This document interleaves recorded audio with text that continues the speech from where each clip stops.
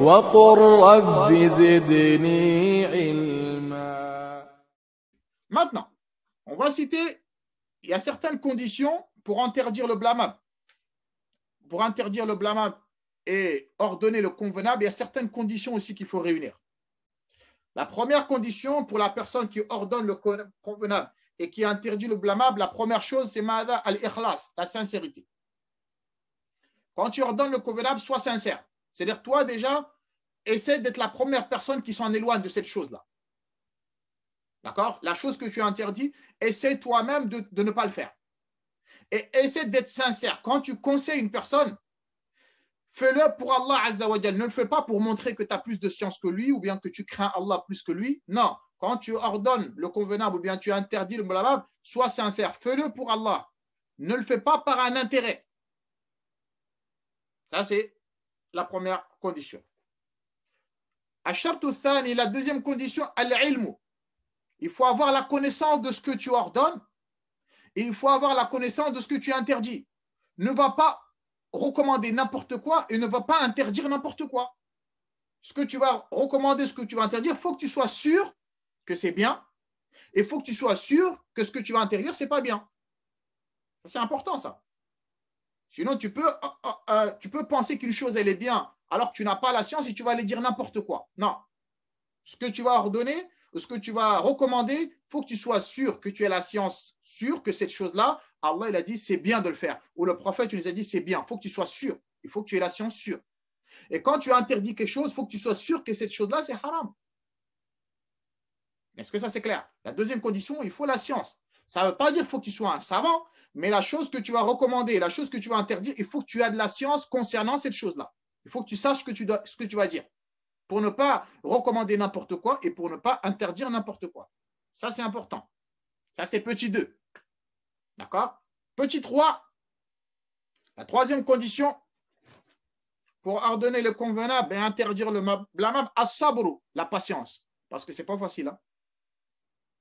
Ah oui, les prophètes et les messagers, ils ont souffert. Hein? Quand tu ordonnes le convenable et interdire le blâmable, on va t'insulter de tous les noms. Ça, il faut s'y attendre. Hein? Ouais, toi, tu te prends pour qui? Ben, tu te rappelles quand tu étais jeune, toi aussi, tu faisais pire que ça. On va essayer de te dénigrer de toutes sortes, de toute manière. Ouais, toi, t'es qui? Depuis quand tu es un musulman? Depuis quand tu fais ça? Tu fais le frère musulman, tu fais le pieux, tu fais ci. On va te critiquer, on va t'insulter, on va dire t'es fou, on va dire t'es malade, on va dire tu dis n'importe quoi, on va dire t'es. Voilà, on va te citer tous les noms. Mais il faudra patienter. Il ne faudra pas toi aussi, tu vas enlever ton qamis et tu vas vouloir te battre. Non, ça ne sert à rien. Il faut patienter. As-sabr. Et les prophètes et les messagers, c'est ce qu'ils ont fait. Le prophète, on l'a traité de sorcier, on l'a traité de poète, on l'a traité de fou, on l'a traité de tous les noms. Mais il a patienté. Donc, quand tu ordonnes le convenable et tu interdis le blâmable, des fois, les résultats, tu ne vas pas le voir tout de suite. Les fruits de ta da'wa, si on peut dire ça comme ça, les fruits tu ne vas pas le voir tout de suite. Des fois, tu peux être chez toi avec tes frères et sœurs, il y a des choses haram qui se passent, mais toi, tu patientes. Et en même temps, tu les recommandes. Ça ne veut pas dire qu'ils vont délaisser la chose tout de suite. Mais il se peut que dans 1 an, dans 2 ans, dans 3 ans, ou peut-être même dans 5, 6 ou 10 ans, il se peut qu'avec par ta patience, Allah il va faire en sorte que voilà, ils vont accepter ta parole 10 ans après. Tout ça, c'est possible. Ne dis pas j'en ai marre, bah, je laisse tomber. Fais, continue à recommander le bien. Toi, quoi qu'il arrive, tu seras récompensé. Et peut-être ta parole, ils ne vont pas l'écouter tout de suite. Le prophète, il y en a, ils ne l'ont pas, malgré que c'est le meilleur des hommes, sallallahu alayhi wa sallam, et c'est le plus éloquent des hommes, et c'est le plus sage, mais il y en a, ils ne sont pas convertis tout de suite. Il y en a, c'est 20 ans après qu'il y en a, ils sont rentrés dans l'islam. Donc toi, patiente. Avec le tort qu'on va te faire, avec les critiques qu'on va te faire, tu le fais pour Allah. Si tu le fais pour Allah, tu ne le fais pas par ton intérêt personnel, bah, tu vas patienter. Et les résultats, tu vas les voir un jour ou l'autre. Même après ta mort. Il se peut que des fois, les résultats, ils vont venir après ta mort. Mais toi, tu auras la récompense. Ça, c'est important. As-sabr, les frères et sœurs. Wallah, quelqu'un qui est un prédicateur ou un savant ou un prophète ou un messager, c'est très dur de prêcher le bien et d'interdire le blâme. Parce que les shayatin al-insi wal djinn, ils sont là, ils vont tout faire pour te dénigrer, pour te décourager, pour trouver des défauts à toi, pour te faire taire. Ils vont tout essayer. Maintenant, c'est à toi de rester dans tes bottes et continuer à faire ce que tu as à faire. Parce que personne n'est à l'abri d'erreur. Hein. Ça ne veut pas dire que celui-là qui fait da'wa ou autre, qui ne fait pas de péché. Si, mais lui, il essaie de se réformer. Et en même temps, tu appelles les gens au bien. Et en même temps, toi aussi, tu essaies de te réformer. C'est comme ça. Mais ceux qui veulent, il y en a, ils ne veulent pas entendre la vérité. Toute personne qui dit la vérité, il essaie de trouver un dossier sur toi pour dire lui qui dit ça, regarde, lui-même, il avait fait ça un jour. Voilà, comme ça, toi, tu te décourages et tu te tais. Pour te décrédibiliser, entre guillemets. Donc, il faut patienter. C'est dur, c'est très, très dur. Ah, ça, on ne le cache pas. Mais, wasbir, c'est ça qu'Allah a dit au prophète. Patiente. La fin heureuse, elle est avec qui? Hein, pour ceux qui ont craint Allah subhanahu wa ta'ala. Le résultat, il sera là un jour ou l'autre. Mais il faut patienter. Est-ce que c'est clair ou pas? La quatrième condition pour ordonner le bien et interdire le blâmable, arrifqu, la douceur. Il ne faut pas être un sauvage. Il ne faut pas venir t'insulter les gens. Oui, vous allez tous en enfer, vous êtes des égarés. Non, il y a une manière de parler. Il y a une manière de parler avec les gens. Surtout quelqu'un qui est endurci, quelqu'un que ça fait des années il est dans un péché. Bah, des fois, si tu viens et tu lui parles d'une mauvaise manière, avec brutalité et avec méchanceté, bah, lui, tu ne vas pas le pousser à t'écouter. Hein. Il faut parler avec sagesse, dire la vérité, bien sûr, mais avec la manière. Si à ton mari fait des choses haram qui ne sont pas bien, ce n'est pas en lui criant dessus, en cassant les verres ou je sais pas moi, ou en cassant les assiettes dans la cuisine. Ce n'est pas comme ça qu'il va t'écouter. Pareil pour le mari aussi. Si ta femme elle a fait certaines choses, ce n'est pas en cassant je sais pas moi, la table ou je ne sais quoi que ça va passer. Non, c'est toujours la douceur. Arrifqu, c'est important. Ma kana arrifqu fi shay'in illa zana. Le prophète, il a dit ça, sallallahu. La douceur n'est pas dans une chose sans qu'elle va embellir cette chose. Et lorsque tu enlèves la douceur d'une chose, bah, ça va rendre cette chose-là moche, même si tu dis la vérité. Il se peut que tu vas même dire la vérité, mais il se peut que tu vas le dire d'une manière vulgaire et ça ne va pas passer. La douceur. Allah subhanahu wa ta'ala, qu'est-ce qu'il a dit au prophète Moussa alayhi salam lorsqu'il l'a envoyé à Fir'aun? Il lui a dit faqula lahu qawlan layyinan. Moussa, malgré que Pharaon, c'était un mécréant endurci. Pharaon, il a dit Ana rabbukumul a'la, moi je suis votre Seigneur le plus haut. Mais même avec ça, Allah subhanahu wa ta'ala, quand il a dit à Moussa et Haroun d'aller vers lui, Allah il leur a dit Faqula lahu qawlan layyinan. Parlez-lui avec douceur, dites-lui de paroles douces. La'allahu yatadhakkar. Il se peut qu'il va réfléchir. Quand tu parles avec quelqu'un avec sagesse, tu vois ce que tu fais, c'est pas bien, wallah.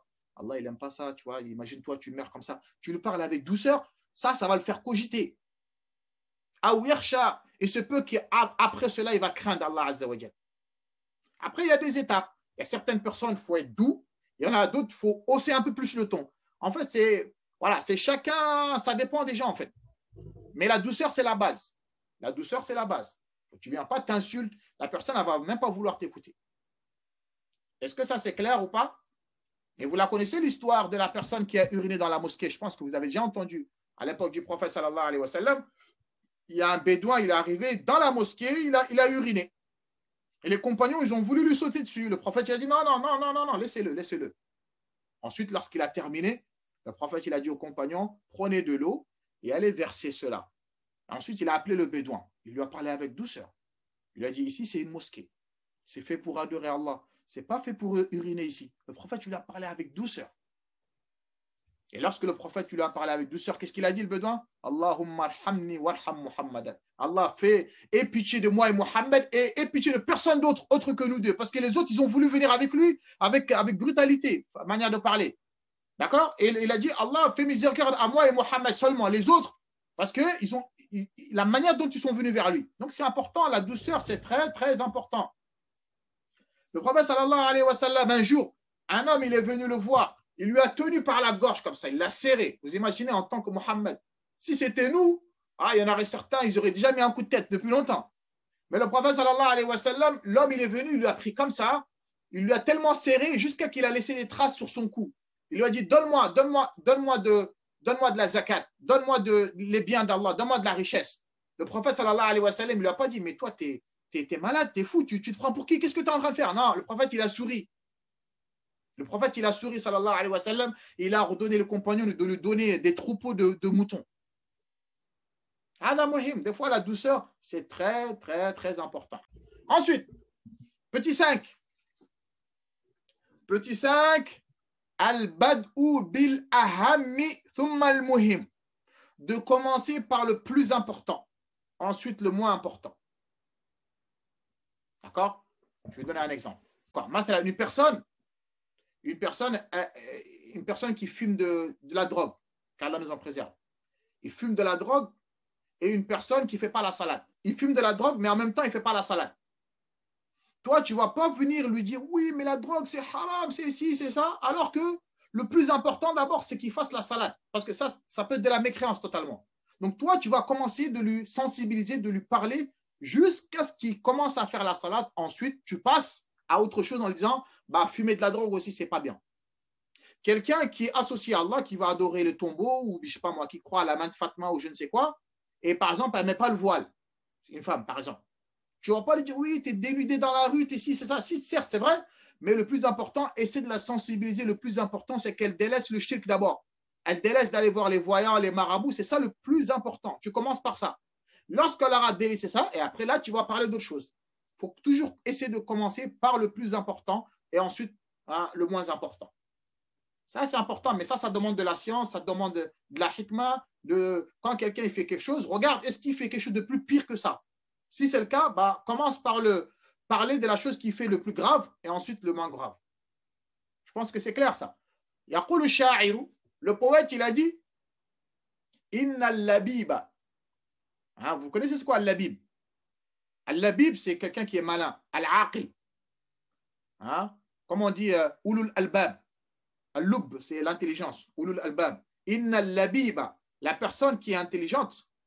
إذا بدا من جسمه مرضان مختلفان داوى الأخطر. Le poète, il a dit إن اللبيب, la personne qui est intelligente, إذا بدا من جسمه, lorsqu'il y a deux maladies qui se manifestent dans son corps. Par exemple, je ne sais pas moi, tu as mal à la tête et je ne sais pas moi, et tu as le diabète par exemple, qu'Allah nous en préserve. Hein. Il a dit quelqu'un qui est malin et qu'il y a deux maladies qui se manifestent dans son corps, tu vas commencer par guérir la maladie la plus grave d'abord. Par exemple, tu as de la migraine. Et par exemple, je ne sais pas moi, tu as la tension ou tu as le diabète. Tu ne vas pas négliger le diabète et dire que je vais prendre le Doliprane pour guérir ma tête d'abord. Non, tu vas commencer par la maladie la plus grave. Donc, pareil pour la da'wah, une personne qui commet un péché ou qui commet des péchés, tu vas commencer par lui interdire les péchés les plus graves. Vous avez compris le vers de poésie? Inna al-labiba idha bada min jismihi maradani. La personne douée d'intelligence. Lorsqu'il y a deux maladies qui se manifestent dans son corps, mukhtalifani, deux maladies différentes, dawa, c'est-à-dire qu'il va commencer par guérir al-akhtara, la plus grave. Donc, cela veut dire, quand tu fais da'wa, essaie de commencer, quand tu ordonnes le convenable et tu interdis le blâmable, essaie de commencer par le péché le plus grave. Allez, le sixième. Il faut que, ce qu'on appelle ça, mura'at il-masalih. Il faut que tu essaies d'observer aussi la situation, le contexte. Le contexte aussi. D'observer le contexte dans lequel tu es. Par exemple, toi, quelqu'un il fait quelque chose de haram là tout de suite. D'accord? Devant ses amis ou je ne sais quoi. Et si toi, tu vas tout de suite lui interdire, peut-être ça va faire encore plus de mal que de bien. Donc, tu vas délaisser. Tu vas rien dire et tu vas attendre le bon moment pour pouvoir glisser ton message. Ça aussi, c'est important. Des fois, tu peux dire une vérité, mais tu vas le dire à un moment qui n'est pas opportun. Tu vas le dire à un moment, peut-être tu vas le dire devant des gens, il va se vexer et il ne veut pas qu'on le reprend devant certaines personnes et ça peut ramener encore plus de bien. Toi, tu avais l'intention de faire du bien, mais il se peut que ce bien, ça va se transformer en catastrophe. Donc là, tu ne dis pas. Tu attends qu'un jour où tu es seul à seul avec lui, tu dis, Akhi, tu vois, un jour, on était devant telle et telle personne, tu as fait ça, mais Allah, il n'aime pas ça, c'est pas bien, il ne fallait pas faire comme ça. Voilà. Tu attends le moment opportun pour glisser le message. Ça, c'est important. Comme on dit, par exemple, une femme, pareil. Ton mari, il a fait des choses que tu n'aimes pas, tu attends le jour où tu as préparé un bon plat, tu t'es bien préparé, tu t'es fait belle et tout ça. Voilà, il a bien mangé, alhamdoulilah, il dit, je suis content, madame, le plat, il était gentil. Et là, tu viens, ouais, mais tu as vu la dernière fois, là, je t'avais dit de faire ça, tu n'as pas accepté. Là, le message, il va passer encore mieux que quand il arrive à la maison, il est énervé. Voilà, au travail, je ne sais pas, moi, son patron, il lui a pris la tête ou je ne sais pas, dehors, sa voiture, elle était en panne, il vient énervé. Et toi, tu dis, ouais, il y a des factures, il y a ça à payer, il y a ça à payer. Ben là, il va éclater, il va exploser. Donc, des fois, il faut toujours essayer de regarder le contexte et d'essayer de glisser le message au bon moment. ça aussi, ça a son importance. Ça aussi, c'est important. Tu vois, deux fois, le prophète, sallallahu alayhi wa sallam, quand il y a certaines choses qui font, certains compagnons qui faisaient des choses pas bien, des fois, ils ne citent pas leur nom. Le prophète, il monte sur le minbar et il fait un rappel général. Et celui qui est concerné, il va savoir qu'on parle de lui, sans que tu cites son nom. Ça aussi, il faut bien analyser le contexte des fois. Ça demande vraiment d'être intelligent et d'être malin. Ça, c'est important. Ça, c'est le petit 6. Des fois, observer le contexte. Là, mon père, il a fait quelque chose qui n'est pas bien. Si je lui dis, peut-être devant ma mère ou autre, il va se vexer, il va m'insulter et ça va faire des problèmes avec ma mère, tu dis rien. Le jour où tu l'invites, papa, viens, on va à la mosquée, ou bien, viens, je vais t'acheter des chaussures. Et là, il est content. Ah, mon fils, machallah, t'es un bon fils. Ah là, tu dis, ouais, papa, il y a un jour, tu avais fait ça, j'ai pas compris. Voilà. Tu glisses le bon message au bon moment. C'est très important. Allez. Petit 7, c'est ça? Petit 7. Comme on dit, certains savants, ils ont dit Ijadul Badil, c'est-à-dire essayer de trouver, comment on va dire en français? Essayer de trouver, le mot il m'a échappé, essayer de trouver, je ne dirais pas une solution. Hein? Non, je vais dire solution. Ouais, non, essayer de trouver, par exemple, alternative. Une alternative, voilà, c'est ça que je voulais. Essayer de trouver une alternative, c'est-à-dire, quand tu lui interdis quelque chose, essaie de lui donner une solution à la place. Tu vois? Parce que des fois, une personne, elle va te dire, tu dis, ouais, ça c'est haram, par exemple, c'est un exemple que je te dis. Ouais, par exemple, c'est un vendeur de drogue, qu'Allah nous préserve. Ou bien qu'Allah guide certains parmi nos frères maghrébins qui vendent de l'alcool dans les épiceries, etc. C'est un exemple que je dis. Tu viens, tu lui dis, Akhi, ouais, l'alcool, c'est haram, c'est pas bien de le vendre. Et lui, pour lui, son chiffre d'affaires, il le fait en vendant de l'alcool, par exemple. D'accord? Et pour son nafs, ça va être difficile d'enlever ça. Tu lui as interdit, mais essaie de lui donner une autre solution. Tu dis, ouais, mais moi, tu as vu, il y a ça qui marche bien. Quelque chose de halal. Tu dis, voilà, ça c'est haram, c'est pas bien, mais pourquoi pas, on laisse ça. Mais tu vois, ça marche très bien. Tu vois, tu peux mettre des chaussures, tu peux vendre des fleurs, ou je sais pas, tu peux faire ci, tu peux faire ça. Tu essaies de lui donner une alternative. Ça peut le pousser à délaisser ces choses haram. Mais si toi, tu lui prends ce qu'il a quelque chose de cher et tu lui donnes rien en contrepartie, des fois, ça peut être un sabab que la personne, elle a du mal à délaisser en fait dans le péché dans lequel elle est. Tu vois, des fois, il y a des choses comme ça. Par exemple, tu vas trouver des gens, qu'Allah nous préserve, qui sont des marabouts ou des voyants, et ils se font de l'argent, je ne sais pas combien de milliers d'euros par mois. Tu lui dis, ouais, c'est haram, délaisse. Il va dire, ouais, ben, tu crois que maintenant, moi, j'ai l'habitude de gagner des 20 000 euros par mois, tu veux que j'aille travailler pour toucher 1 300 euros ou je ne sais quoi. Essaie de lui donner une alternative. Ouais, mais tu peux faire du commerce. Tu as vu, voilà, tu essaies de lui donner du courage pour dire, ah ouais, ce que tu as dit, c'est vrai, c'est pas bête. Je peux délaisser ça et peut-être il y a ça à la place. Voilà, tout ça, ça fait partie de la hikmah et ça fait partie de la sagesse. Est-ce que vous avez compris ça, les 7 points-là? Voilà, tout ça, c'est important.